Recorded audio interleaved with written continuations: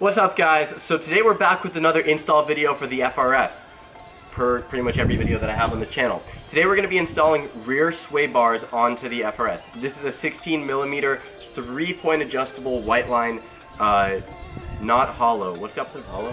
Solid sway bar. So it's adjustable, which is nice because when we go to the track we can pick the nicest setting for the car. I believe that the first one, the softest setting, which is the top one, that is less stiffness than the stock bar, but as you go down, this one's like 125% and this one's like over that.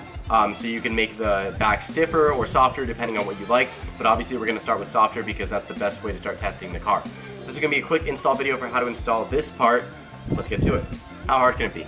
I said that for the last video and then it went terribly wrong. To start this install, you're going to need to remove the catback exhaust so that you can access the rear sway bar. So the first step of this install to take out the rear sway bar is to undo this, which is the sway bar end link connection. You're just going to undo this bolt.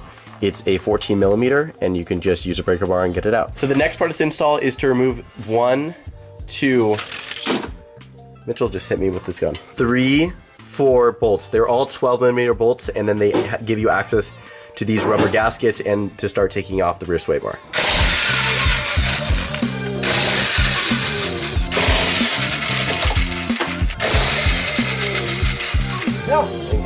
So you need to undo those, and then you can fully remove the sway bar. So next you're going to take the new bushings from the white line sway bars, and if you look, you can open them up. So you're going to need to open them up and then fit them around the new sway bar so that you can install these.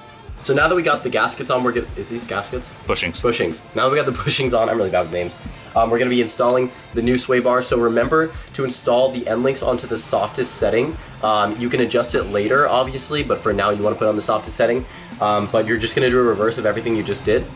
Super simple. So after you've put the new sway bar on, you need to torque these to 22 foot-pounds and these back end links to 36, 22, 22, 22, 22, and 36, and 36.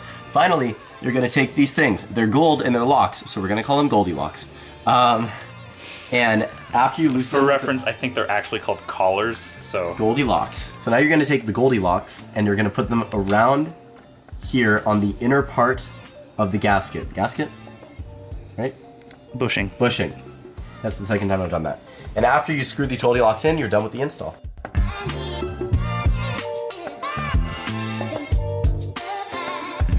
So that's gonna do it for this install video. Super simple how to install a rear sway bar. Honestly, it's harder to get off the catback exhaust than to actually put on the sway bar. Especially if you have a torque gun? Impact gun.